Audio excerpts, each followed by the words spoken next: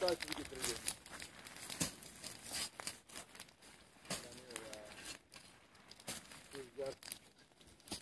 Yani işte Herkes bu kadar söndürse. herkes bu kadar söndürse gelen ortasına bayağı olacak bu iş.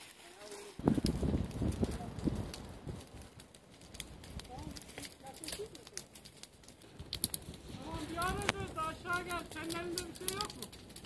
Buraya çektirsene o hortumu içeri aşağıda. Ara söz gelecek oraya.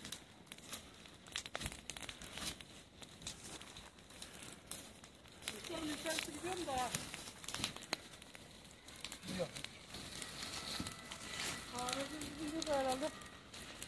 Arada buradan şey yapabilirsin. Sağ tarafa gidiyor. Aşağı dediğin yola doğru mu? Ha yola doğru iniyor. Orada var dediler ya.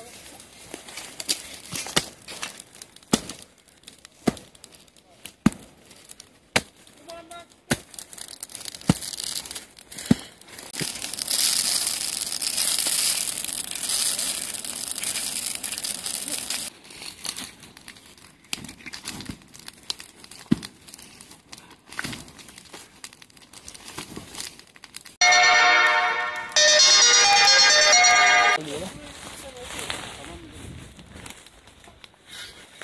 Ocak yuvarlanıyor. Havada bırakıyor.